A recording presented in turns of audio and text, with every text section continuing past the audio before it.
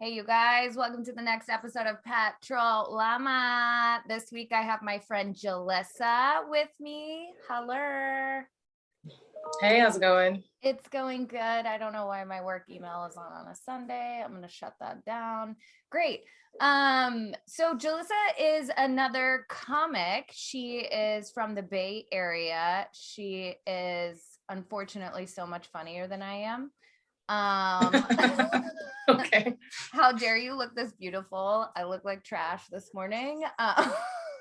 My hair's everywhere. It's fine. It's I was like, great. this will work, you know? I love it. I love it. Do you remember the first time that we met? No. Wait, yes. I think so. I think we met in a basement. Yes, we totally met in a basement. Okay, good. We met in a basement and I was like, hey, good job. Yeah. Well, I was like up near the front of the set and everyone before me did trash and I did pretty good. And I was like, and then you went up and like dead. The whole crowd was just like dying the entire time. And I was like, fuck her. Hi, how are you? Well, that's good to know that you hated me a little bit when you Only first. out of pure jealousy. So I think that that's fine. Okay. That's probably fine. Yeah. When did you start comedy? I want to say 2018. That sounds like a lie. It's what year is it? 2021? Yeah. The whole year of 2018 was a lie. So yeah. So I think I started a little bit before. I think I started in 2017. So I think it's technically been 4 years. Oh, that seems like a long time. Yeah, but did 2020 even count? No, I don't think 2020 counted. I started at the end. Yeah, I started at the end of 2017, like September 2017. Okay. So kind of like a little bit over getting towards 4 years. So in September it'll be 4 years. Amazing. So like 3 years and some change. Yeah. And what made you want to start? I actually was told to do comedy. I actually was interested in comedy, and then another comedian that I know sort of like told me, was like, yeah, you should do it. But I actually lived down the street from Brainwash, in San Francisco back when it was open. And I would go there and watch, bad comedy because I lived steps away from it. And I was like, I was one of those people in the audience because I was watching bad comedy and I was like, yeah. I could do better. Yes. Like I could do this. It's obviously not hard and they're struggling. And I was like thinking of tags for the jokes that they were. I was like, I kind of want to do this. And when I went to Brainwash one time, I was there and this friend, like acquainted sort of that I had was there. And he was like, yeah, you should try it. There's open mics, just go to them. And so I went to like this really good open mic. What's it called? Lord of the Zings. Yeah. And it's only once a month. And they let you go up and it's like a show because there's an actual audience that's not full of just comedians.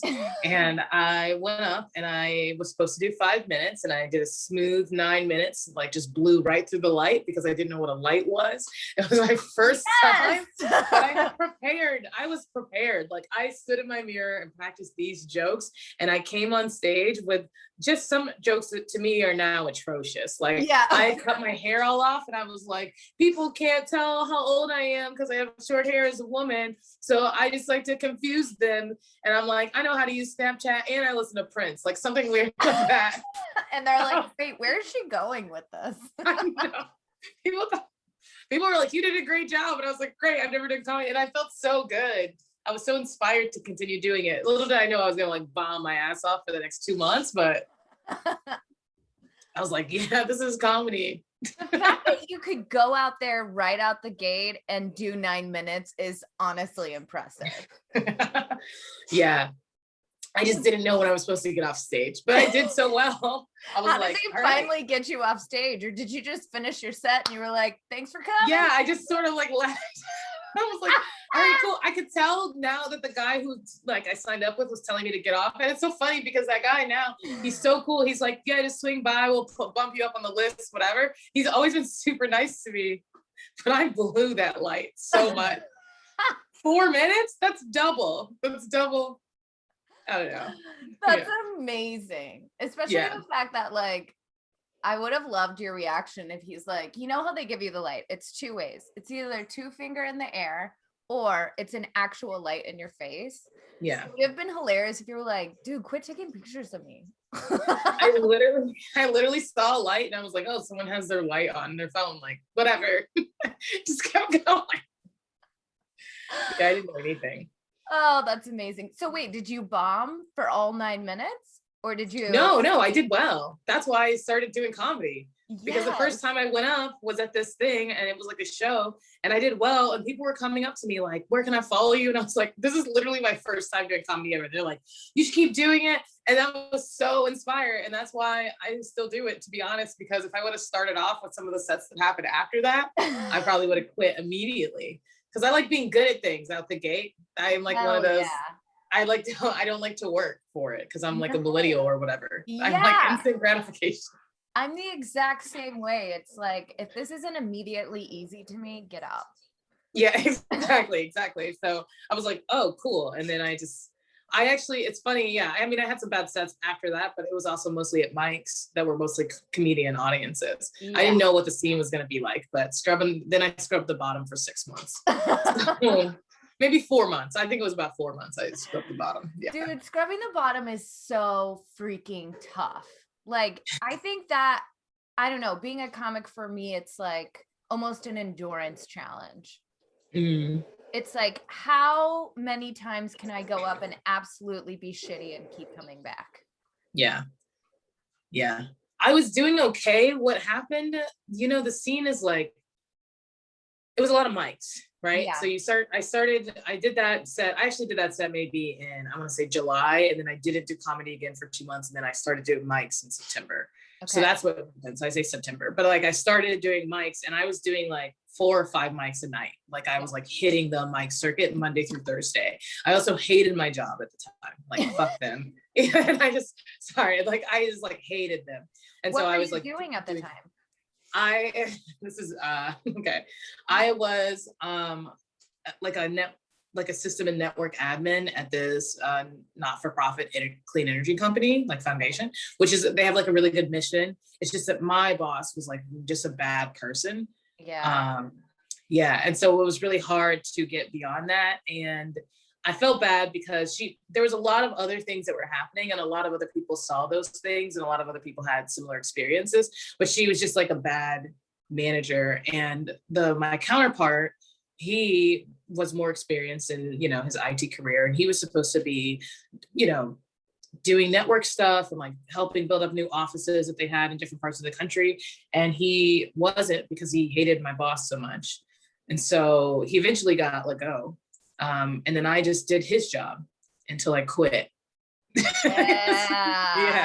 Yeah. I asked her for a raise too. I'm like, I'm doing 2 people's jobs. And then she's like, no. And then months later, she was like, hey, I'm really sorry. I think I mismanaged you for a year. And I watched you like struggle and come in on the weekends. And I watched you do this other person's job. And I should have helped you because they report to me and you report to me. And I was like, yeah, I know. Also, I'm quitting. And she's like, well, we can re-talk about like changing your title, give you more money. And I was like, that's great. You can call me whatever you want because I'm gone in 2 weeks. Like, it doesn't matter. I was like, really say that to her? Yeah. I was like, it doesn't. Yeah. I was like, it doesn't matter because I'm leaving. She's like, are you sure you don't want to reconsider? And I was like, I'm positive. I was so angry at the time. I was angry. Well, of course you were. I feel like a boss makes a job, first of all. Like, I could work at the worst company ever. And if my boss is good and supportive and gives me autonomy, like, I will stay for a million years. Yeah. But why did it, like, do you know why she finally figured out she was a terrible manager? I think she already knew. She just didn't do anything. And I think she started getting pressure from other people. And she could see that I probably was on my way out. Like she could probably sense it. And what happened is that guy was so bad, people didn't want to talk to him. And the problem with that is that he had more experience and he knew what he was doing. And we needed to like stand up these smaller offices around the country. And they were like moving from location to location. So I was like flying out to Chicago to go watch contractors install the internet in a brand new office building. Like I'd never done that before. Yeah. So very skilled very quickly. And I was like, I like hired these, I did a supervised a construction build out in our office of some audio panel installations, $100,000 conferencing system. I'm like, why am I doing that? You guys are just, seems. Did you just want a warm body? I was like managing $1 million budget of IT stuff, just like first time and then like a corporate IT job, just like, cool, let's get it done, you know. Free iPhones for everyone. We all need. Yeah, exactly. I was like, we don't have. We're not using MacBook Airs here because I'm tired of everyone complaining about speed. All right, we're going to MacBook Pro. That's it. And people were like, I don't know what that means. Okay, and then everyone was happy. It's like, great. Oh my God. Yeah. I feel like you and I are a rarity in the fact that we have a day job, like an adult job, as well as do comedy. I think so, yes and no. And I say yes and no because I think we are, but I also think that if we just look at women who are doing comedy, there's a lot of us who have day jobs because we multitask. And I don't want to sound like so gender specific, but it's so funny to me. This is gonna drag people, but it's so funny to me because I'll be like a comedian, like a guy, and he'll be like talking about how like good he is or how he's like better at whoever was on whatever show. We're on the same show. And I'm like, well, you should be good because you don't have a day job. Like this is your job. You're dedicating all of your time to this. So if you're not good, you should quit. Like you should just, I do this on weekends and weeknights, like after I'm tired, like you should be good. You should be the best. I never even thought about it, but that is such a good line of like the people who are doing both and like focusing on comedy. Yeah. Man, that's intense. Okay, so tell me a little bit about what it's been like not only to be a woman in comedy, but a Black woman in comedy. I love that the response is just like a giggle. Like where do I start? You know, like, okay, being a woman in let's start with just being a woman in comedy. There's a lot of like, I used to work at the Apple store when I was in college, and they used to have like secret meme pages online. You weren't supposed to do that, but they would have these secret meme pages. And when I worked at the Apple store, I was a computer technician, which is a room dominated by men, right? Yeah. There were barely any other women who were computer technicians. They called you geniuses, whatever. Did they even call the women geniuses, or did you guys have a separate title? Female genius. You walk into a store, we will pair you with a genius. We're actually pairing you with a female genius today. You get a discount, though, don't worry. You get a discount on you spilling water on your laptop. But they had these memes, and one of the memes is that a new chick enters the genius room, and the meme was it was like a lady standing there and hot dogs were just flying in her face. And I feel like that's what it's like being a woman in comedy. I think that's what it's like. It's always, and it's like not always like direct, it can be like subversive, right? Like people start to get comfortable with you, and then they're like, yeah, you know what I mean? And like, you're attractive and I'm attractive, we should go on a date. And you're like, we were just talking about shows, and now now I gotta figure out a way to end this conversation while keeping the booking. Like, I don't know. Right? Like, how do I turn you down and not offend you? Exactly. But you're also insecure because you're a comedian. Like, how am I gonna get, what a puzzle, you know? Like, how are we gonna navigate? So I think that's multitasking. Yeah. That's what it's like. I mean, it's nice to, if you are a female comedian, sorry, the term.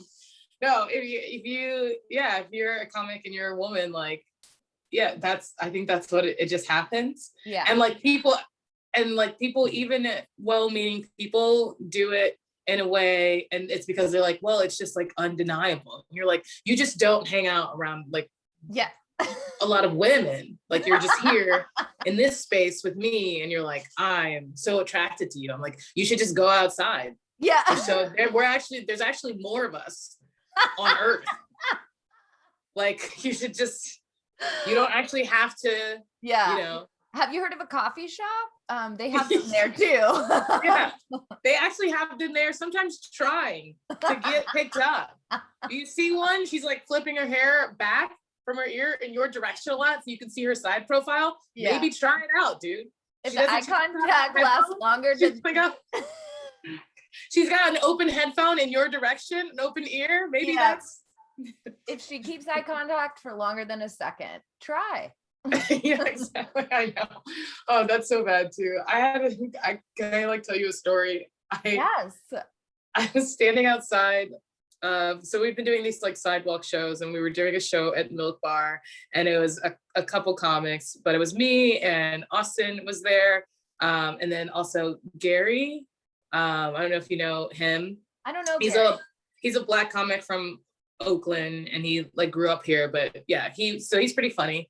And we're standing outside and we're like kind of talking, and I'm just like, on the sidewalk off the side of the comedy show. And this guy's like cleaning the street, like he works for the city or something. And he comes out, and I made the mistake because I could tell that he was looking at me. So I made the mistake of looking back at him, but not because you dumb bitch. Yeah, I know, right? Not because I wanted him, but like when someone's looking at you, you can feel it. Sometimes you just respond. And I looked at him for not even the whole second. It was a fourth of a second.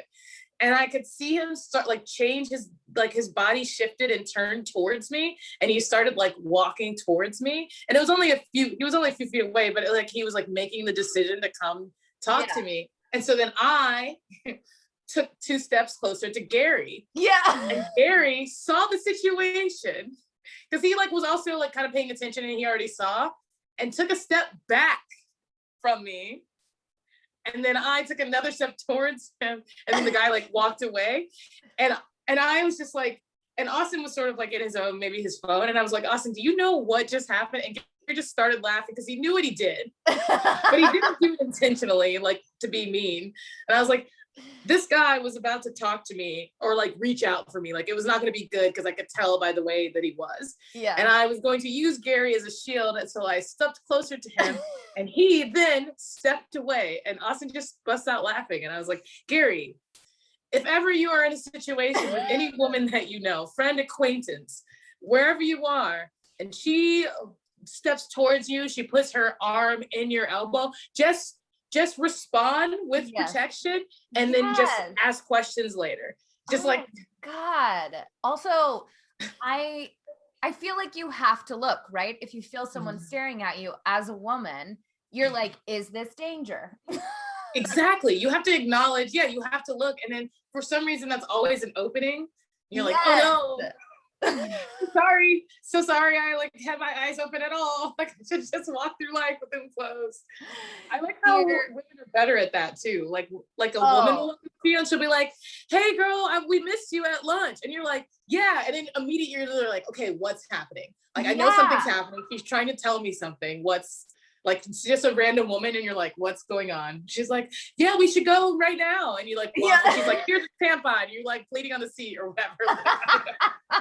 Women are so much better at picking up the like, I need help from you cue. Yeah. And guys are like, oh, why are you getting next to me? Yeah, basically. I think it's the same cue where it's like women are they're picking up those like subtle social cues. Yes. And if guys are picking them up, then they wouldn't be talking to women every time someone blinked in their direction on accident. Maybe there was a bee, dude. Maybe she wasn't interested. I don't know. Oh my God. Men are great. Men are super sweet. So you covered what it's like to be a woman in comedy. Mm-hmm. What's it like to be a Black woman in comedy? Because I clearly do not know that perspective. Yeah, well, first, I think it's important to state that I think that Black people are naturally funny. I'm just gonna, I don't think of it as like we're naturally entertaining. I just think that we have so much trauma from racism that we just have so much to pull from. Like nothing bad could have ever happened to you like normally, but you have experienced racism if you are a person of color, right? So like you just have this like, and that's where the funniest comedy comes from, is trauma. Yeah. So yeah, just bad things happening to you. So that's the first thing. I don't know. I think being a Black woman in comedy, I think it's interesting because there's not like a ton of us out right now. Yeah. So we all know each other. Yeah. We actually, it's so funny. We one time in the Bay Area tried to start a Black women in comedy like group. I swear to God, it was like 7 people. And we were reaching. We had maybe like 12 because we like reached up to Sacramento and like scooped them in, you know? Like we were reaching. So it was just inactive because there wasn't enough of us to just be randomly online, like doing stuff, you know? Totally. Well, the trauma part makes a lot of sense, right? Because I think most comedians have been through something really shitty that they've had to laugh. They've had to make light of it because like you're out of control, right? And so naturally experiencing that and thinking that like most Black people are funny. Yeah, 100% agree. Yeah. Especially in the Bay Area, because I don't feel like it's as diverse as people who are not from there think it is. Do you experience the same thing being a woman in tech? Yeah, I mean, I think that, so I actually recently moved from San Francisco to Oakland. So I lived in San Francisco for the first 5 years of living in the Bay Area, and now I live in Oakland. I think it's similar in tech. I mean, I'm like an IT lead, and the other IT leads are obviously all not Black. And we finally got another woman, you know, like yes. So yeah, and that can be hard. There's like always like weird stuff, right? Like if you feel like you have to represent all the time. And that's like a weird line because you can't just always talk about whatever you want. Like you have to be, and it's funny, I've had these conversations with other Black comedians, mostly I guess men around this particular topic, but it's like, they're like, yeah, they might say like, I don't do well in Black rooms. I don't do well in Black rooms. And I was like, yeah, but I've seen you and like your jokes are funny, but they don't, it's almost like you have to align and uplift with Black people, or they feel like, or like they need to know that like you're not like a secret Republican type person. Do you know what I'm saying? Like if your jokes feel catered to a non-Black audience, they're gonna wonder why you're not a little bit like part of the culture. Because I see people struggle with that. I did struggle with that in the beginning, and then I was just like, I'll just be myself. It's very easy. That's where it is. Like instead of putting on this show and like trying to do this thing, like I'll just be me and be comfortable, and they'll see that I'm very obviously Black. So so yeah, that's it. I think being a Black woman, I don't know, like I said, there's not a ton of us right now. And it's funny because I've heard stories about there being so many more. And I like and whenever I meet another Black woman comedian, like we like lock eyes, become friends. Like, you know, like we just like share a mutual past life history in our eyes. We just like lock eyes for 10 minutes, we don't move. And then like a beam comes down and like lifts us a little bit. And like Beyonce's Halo plays in the background. If I can levitate, drop back down. Levitate. And we have a full understanding of each other once we leave that ethereal experience. You don't even have to ask each other questions. You just know. We don't, we just know. But yeah, no, I think that's interesting. I think that a lot of for some reason my like dating life is really at the center of the comedy community. Yeah. And like being one of the few Black women that's like performing locally, I guess, people are like, for some reason, so invested in whether or not I'm dating another Black person. Like they're just like very invested. Really? Yeah. Like that's something that it feels like it's people talk about it a lot. I'm like, what if you just didn't care? So wait, the question is not, are you single? The question is, are you dating Black men? Yeah. Or like, are you dating white men? Or like you date a lot of, like I get a lot of this. I get like, you date a lot of white boys. And I'm like, cool. So I dated 2 in 4 years that you saw. And then you think that I date white guys because I hang around them because it's comedy. Yeah. That's what comedy is filled with white dudes. That's where they go. That's where they go. They're like, listen, I'm mediocre, but who cares? You know, I'm gonna do some jokes about it. Life was hard for me, you know, I couldn't express emotions. And sometimes when I worked out, no, I'm just kidding. That's so rude. I'm so rude to men. And I will continue to do so. Yeah, I think you need to be. I love it. Yeah, but yeah, and I get a lot of that. I don't know why. I do know why. Like I said, I dated someone, but just like taking one or two experiences and then painting that person's life. I was like, you've known me for not very long. Yeah. And you've seen these two people because they're sort of like in the community or community adjacent. Yeah. Just because you only see them, it's because I don't bring anybody else around you guys because you suck. Yeah. It's not a show. I'm like, look at my black man I brought to my comedy show. He's tall and has dark skin, just like me. Like, what the fuck? I don't know. Like, what am I supposed to, what the hell? I don't know. So yeah, I just don't. Oh my God. Okay, that's something that's been an interest, a piece of interest for people. Question. I have a hard rule that I will not date or sleep with comics. That's a good rule. It's a good one. I think it's a strong, good rule. Well, here's my reasoning is I think very quickly, like you said, you dated 2 white guys and now Jay dates white boys only. I just don't want to sleep with anyone and then people just assume like, oh yeah, she'll fuck me if I book her. Yeah. How has it been dating people in the comic community? So I try not to like date people in the comedy community as much as possible, but I also am like deeply in the local scene. Like I know everybody. And sometimes you just spend a lot of time with people and you know, it happens. I've only like, I would say benefited from dating someone like once. If that makes sense. No, like I dated a guy who was a comic and he did book me on his show, but his show was like, it was like a developing show. But then before that, he didn't book me because I was me. Like the benefit wasn't that he booked me because I was his girlfriend.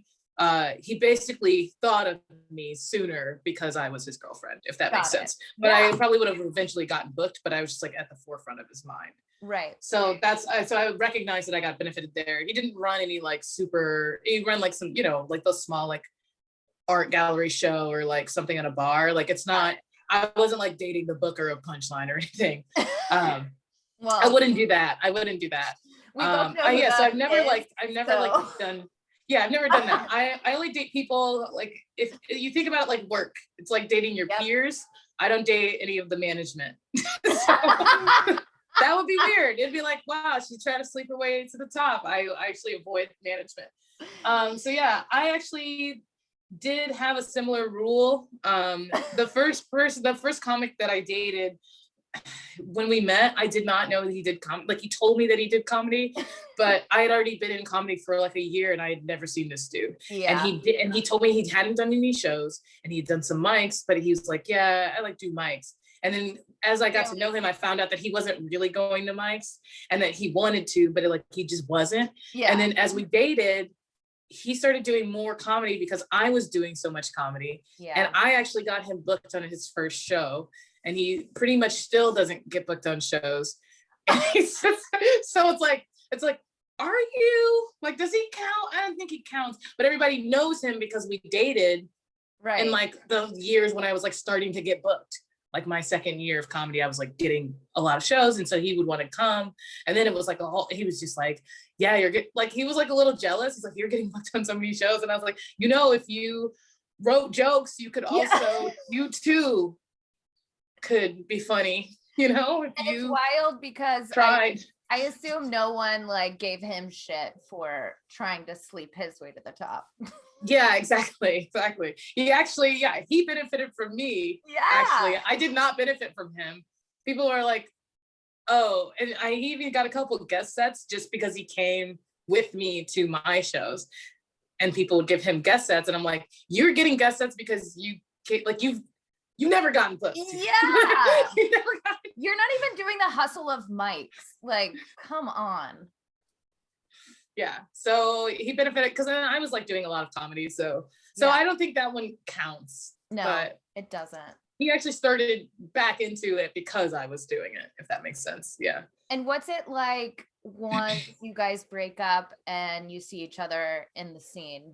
as well? Well, for me, it was funny because again, this guy wasn't really doing comedy. Yeah. So he would just be at shows and hang out at places that he liked that I was booked on, but he wasn't booked on.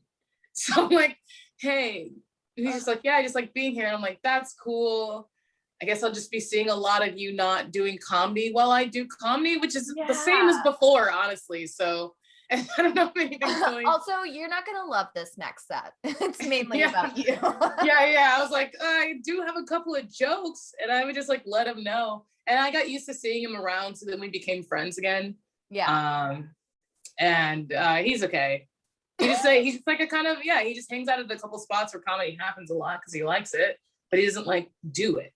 Yeah. And then after we broke up, maybe he did it out of spite. He was like showing up to all the clubs and doing all the attendance things and everywhere all the time. And I was like, you don't even like, you write, but like you don't do this. Yeah. Like that's the whole thing is like do it. Don't be motivated by me. Be motivated by yourself. Well, that and like you can write comedy all fucking day long. That does not make you a comic. You do not know what is good until you get on that stage and you say and it out do loud. It. Yeah. Well, yeah, and I have a problem with people who also say like, who also listen to a lot of comics. Yeah. And they're like, dude, have you seen such and such as like it's not a pod, they do like a series podcast, they just do 2 parts and it's like 4 hours each and they like listen to it and he just talks about comedy and then I'm like, no I haven't, because like I don't care. And they're like, what and I'm like, it's not making you a better comedian, so what? Yeah. Like I'm not interested. The fact that you've listened to every Joe Rogan podcast does nothing for me. Does nothing. Cannot. You're still not funny. That's so crazy. It did not make you funnier. So maybe you should spend your time doing something else. Yeah, like turns out I've listened to Beyonce albums over and over and I'm still not Beyonce. Like still not, I know, right? Cool. Okay, just like work on your phone. Yeah, work on actually doing it. What is being a comic like and dating normals? This is interesting. So I actually was on, because it's COVID, right? I'm on Bumble and Hinge. And at some point I had to take pictures of me. I had a picture of me doing comedy and I said that I did comedy like as a interest. And I actually had to take a step back and think of my other interests and put those up and take down the comedy because men love comedy, and the men who love comedy think they know a lot about it, and they find you a comedian woman and then tell you about comedy. Yes. It's wild to me. It's wild. I told a man to his face he was mansplaining. I waited for him to finish and I let my face go blank. He was like, yeah, because I think like when you're telling a joke, never actually has he told a joke on stage. He's like, yeah, and I think it's like this. And I was just like, oh, so you think I just went full sarcasm. I was like, oh, please tell me more about telling jokes on stage. And he was like, I'm mansplaining. I was like, have you ever told a joke on stage? And he's like, no. I was like, cool. All right. Cool. Yeah. Oh my God. I hate when guys are like, I've got a joke you can tell. I'm like, first of all, if I went up there talking about my dick, it would be weird. It would not go over. So I don't need your fucking help. Thank you so much.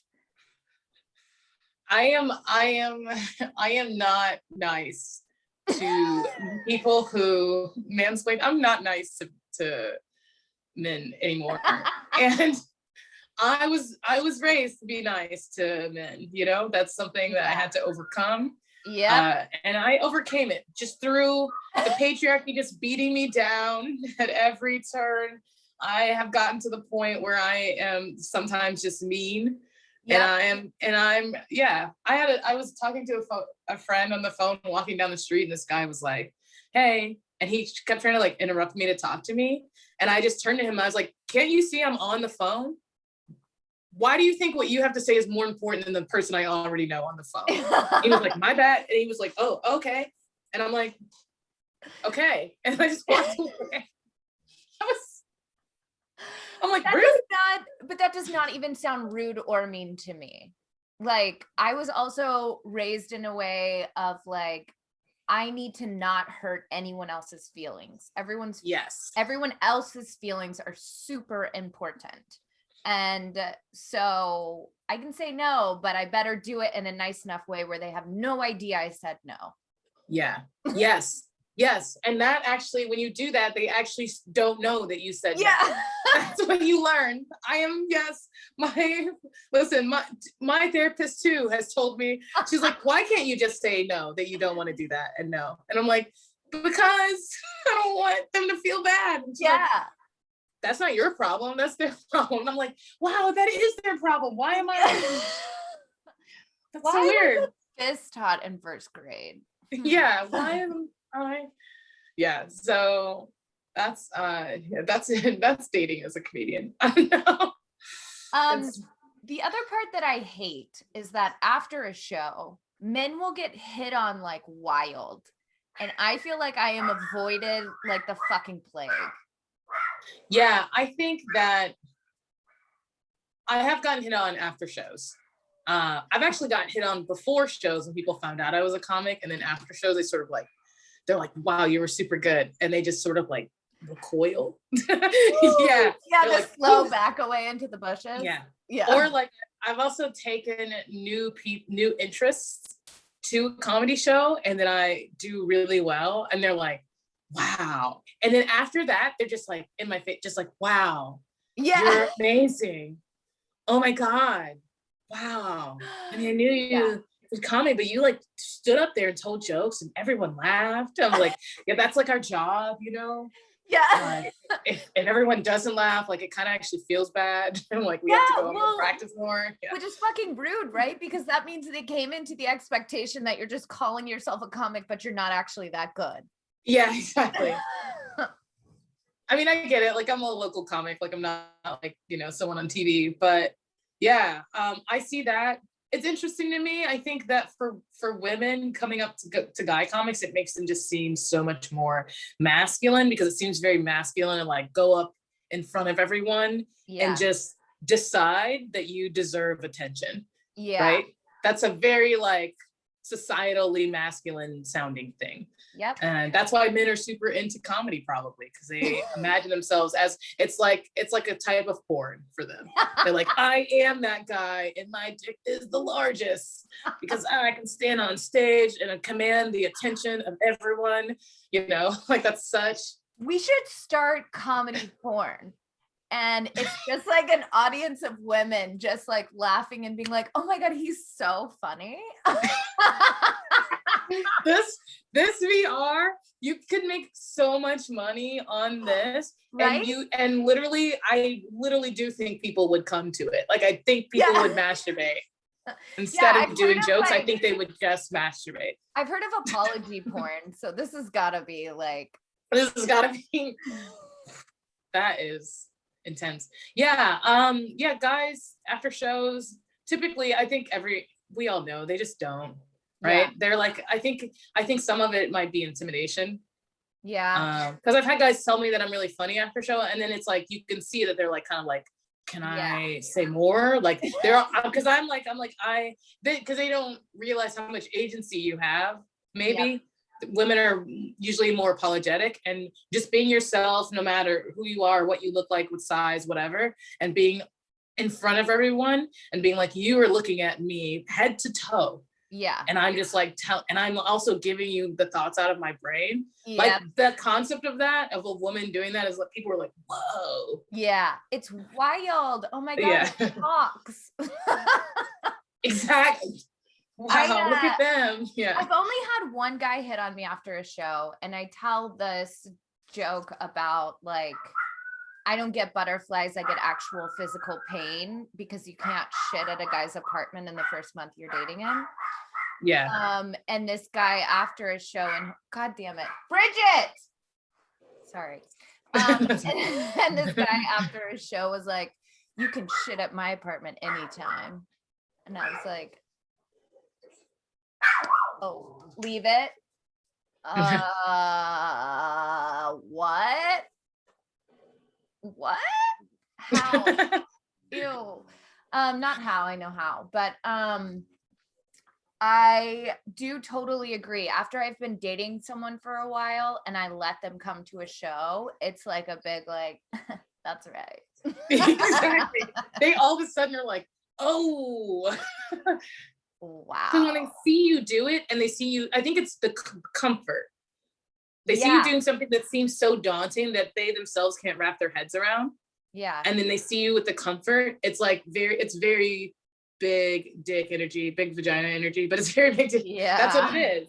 Right. Big So energy for sure. And it's yeah, like and that's why women are like flocking to these dudes after shows. I think it's the confidence thing too, right? Because just like you said before, confidence isn't an expectation from women. Like really the expectation is showing up docile, apologetic, blah, blah, blah, blah. But to see a woman just get up there and be like, I give no fucks. This isn't about you. This is me just doing my thing. I think that is part of it. That is part of it. It's like you might as well be the hottest person in a room with high heels, or you could be a woman comedian. You just go, you're like, I don't care. Because then it's like, it also too makes them, I think, feel a little bit small. Yeah. Where it's like, she's been doing this despite me. Yes. Like, despite men in general. She doesn't care. Despite men in general. But I do get a fear from guys that I date of, oh, am I going to be your next joke? And I'm like, what an egotistical. Right? Like, oh, you think I think about you that much? That's wild. That's so crazy that you think that you succeed. Yes. Oh, dude, when you date men, they just, the guy that I was recently dating, he was just like, oh yeah, you're going to use this in your set. Like the things where like he'd say something goofy and I'm like, this is not good enough to write material. Yeah. I don't even remember what it was, as you could tell, but I remember remembering like, why would I make a joke out of this? This is not, we went on a bike ride. I'm like, what am I talking about? Do you know how comedy works at all? Nothing bike rides, am I right? Yeah, I know. Oh my God. I can't believe I'm saying this, but we're already nearing time. Oh, really? That was easy. Yeah, right. I'm easy. I get that all the time. Okay. Okay. So I always wrap this up with some questions that I ask every guest. The first one is, when is the last time you've shit your pants? Shit my pants? Yeah, and not like figuratively. Oh, literally. Yeah, literally. Don't lie either. Don't try. No, I'm not gonna lie. I don't think I have shit my pants as an adult, like ever. Really? Yeah, I know when I need to shit, and I will sacrifice in like dignity in the moment for dignity long term of wearing the pants that day. Does that make sense? Like I've taken a shit in the bushes. Like if I have to go, like if it's like an emergency, I will figure out a solution. I will not. And I think it's something for me. I'm the same way with like throwing up. Like never, I haven't thrown up unexpectedly since I was like 6. Like I've gotten drunk, wasted in college, and I'm like, oh, I'm too drunk, I'm going to throw up, and I will be and I go to the restroom and I throw up and I wash my mouth out, I wipe everything down, it's flushed in the toilet, you can't even tell. There's barely I have a problem. My therapist would call it a problem. I don't want to inconvenience anyone with being sick. Okay, wait, where's the most creative problem solution for shitting your pants? I feel like I was like out and about. I feel like I had to go, I can't even really remember this, but maybe I was on a road trip. Okay. And we had like eaten something. We were like driving across country and I was like, I have to shit. And we're in the middle of nowhere. We're like, I don't know, Utah, just like somewhere out. And I was like, listen, I have to poop and you can't look. Because I was dating this guy and I just went and pooped behind some grass. but you could see me pooping. Like were driving past on the highway, but I was just like, this is what it is. Like, we have to pull over now. I've got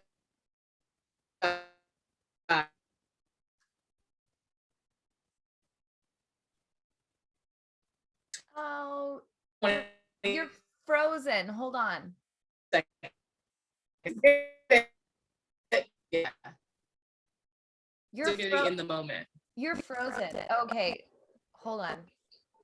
Now we've got you back. Okay, yeah. The last thing that I heard was that you were like, people were seeing you while they were driving by shitting, and that's it. And that's it. They knew what I was doing. They probably couldn't see the shit. I was like sideways, but I couldn't turn I didn't want to be like butt to the highway. Listen. Yeah, you're not raw dogging it here. Like, yeah, exactly. Wait, so what was the guy's reaction when you were like, I mean, he was just like, yeah. I mean, he's someone who has shit his pants, who had shit his pants in the last few years. And I'm not that. I'm not. I will get up at any moment. Like, I am not afraid. I could be talking to the CEO. I will dip. Like, I will leave. I'm proud of you. I need your strength. So 2020 was a shithole of a year. Did anything good come out of 2020 for you? For me, the first thing I thought of was therapy. That's fine. Yeah. Well, yeah. And I think I learned a lot. I already knew these things about myself that I'm learning, but I learned a lot about it. And I had a lot of introspection. And I think I have like a better resolve now. And I feel like I'm more in control and not as much of a people pleaser. And I'm better about telling people and setting boundaries. Yep. And I just stick with it. And sometimes they're mad and I don't care. Yeah. Anymore. I used to care a lot, and I care a little bit, but not nearly as much. So I think that's the good thing, is I came out just with like a better confidence in my decision making and ability to have agency over my life. That's beautiful. The best quote I've heard about setting boundaries is the only people who are going to be mad about you setting a boundary is the one that was taking advantage of you not. And so it's like, yeah, that's why it's there. Yeah. To help me. Yeah, I feel that. I feel that very heavily, yeah. What is the best advice you've ever been given? Best advice I've ever been given. 2 pieces, I think. Okay. The first piece is that when I was really young, my mom had this cousin, Jean, and she passed away when I was a teenager. Mm-hmm. But she told me, I was asking a lot of questions, and my mom was like, hey, stop asking so many questions. And then Jean pulled me aside. She's like, always ask questions. Aww. Yeah. And so now I'm annoying. Thanks, Jean. Annoying.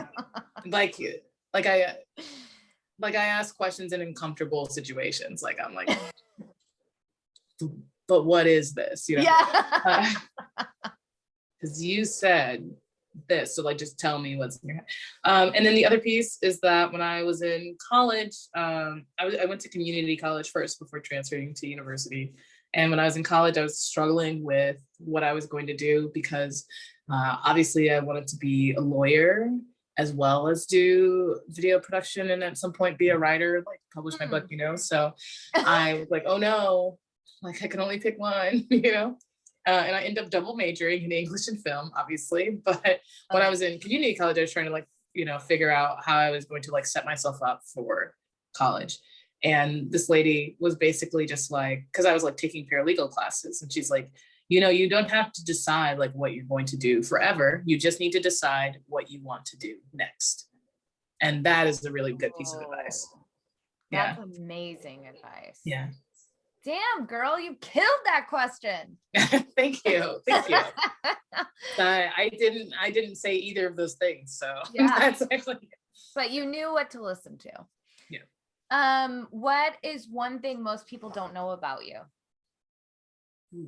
One thing most people don't know about me. I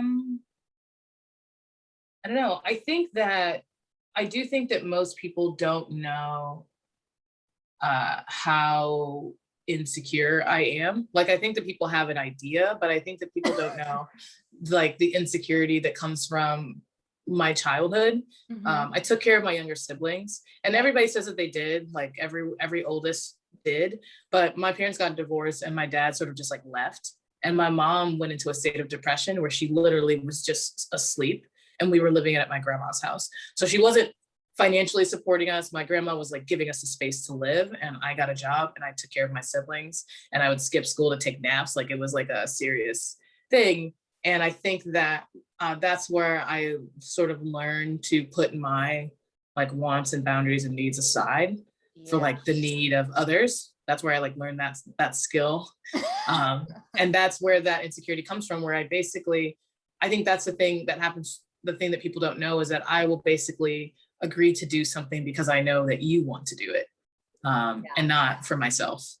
So trying to unlearn that, and people being like, no, Jay loves doing this thing. And I'm like, I've always disagreed. Like, yeah, actually I hate it. And that's what people don't know, is like they find out more about me and they're like, oh, I've just been forcing you into like, yeah, that's me, just trying to make you feel happy.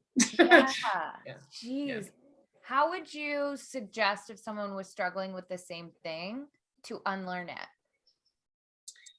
I think one of the first things, I mean, I think COVID did this for a lot of us, is spend a lot of time with yourself, like spend a lot of time alone, and try to stay alone.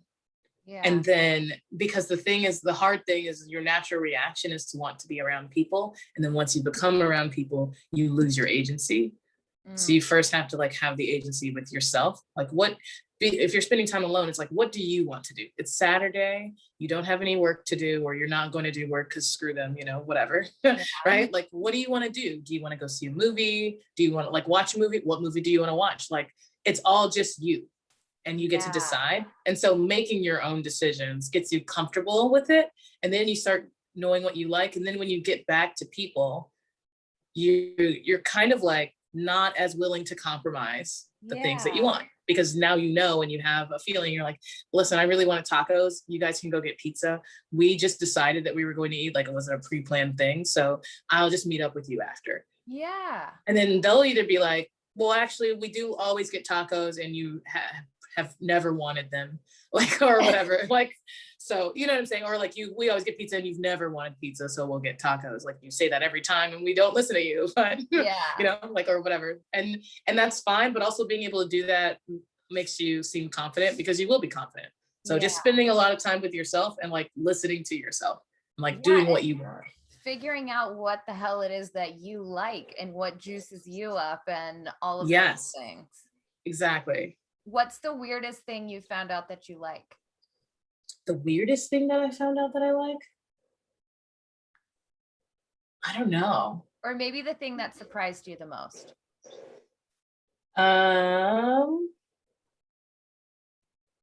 Like, as just like spending time. Yeah, just anything you like to do, any kind of thing that you were like, oh shit, turns out I love anime. Oh yeah.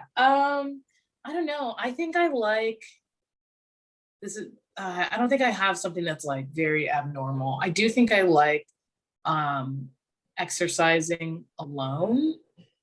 And I think that it's interesting because like I like run, and so that's fine. Like I like running alone, but it's interesting, like even like taking a walk or being outside, like I like enjoying an outside space by myself.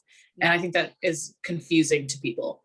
I'm like, yeah, I'm gonna go on a bike ride, or like I went on a bike ride for a date, and all I could think was, man, this would be cooler if I was by myself. Yeah.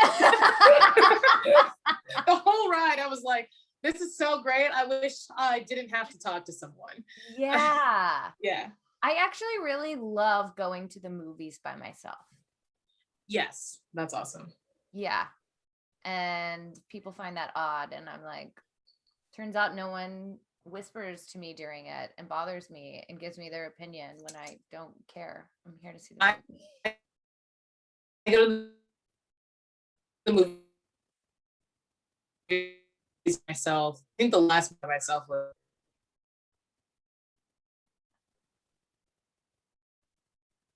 You're cutting out again. Jalisa. Yeah, it's cutting out. I'm stopping my video, but I'll restart in a second. Okay. Okay. You're still stuck on my end. Is it?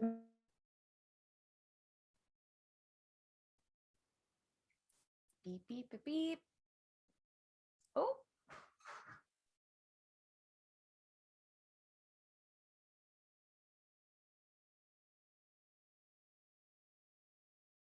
Jay. Cool.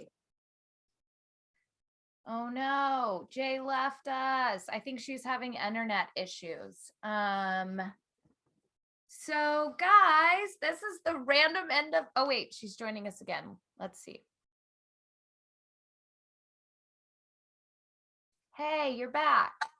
Yeah, sorry.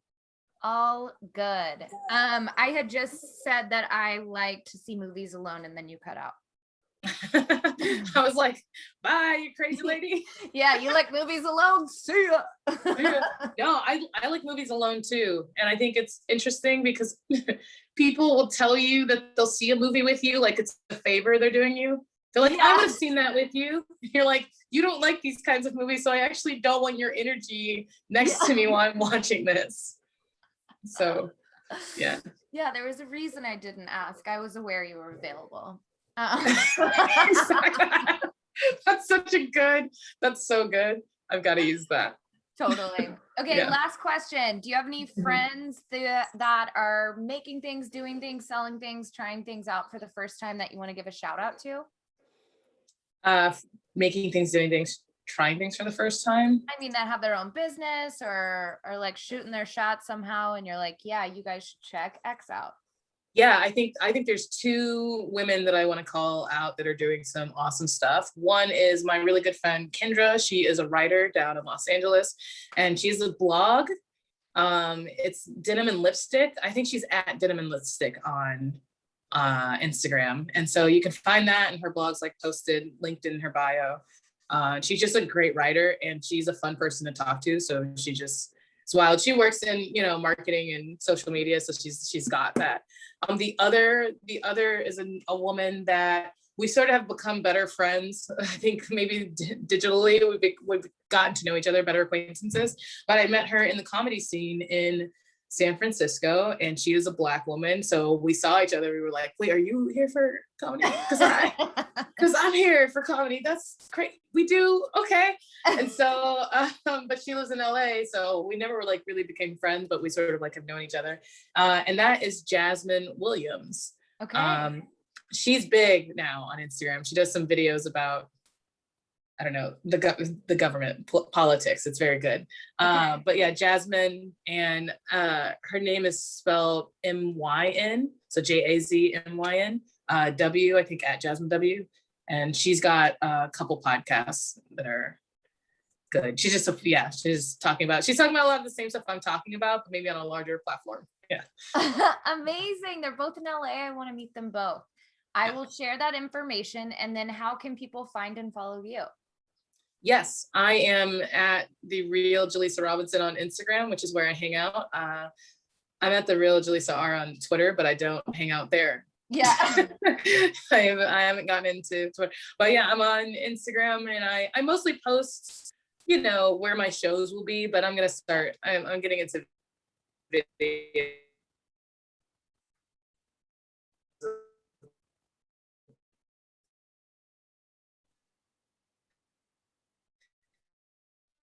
I lost you again. So,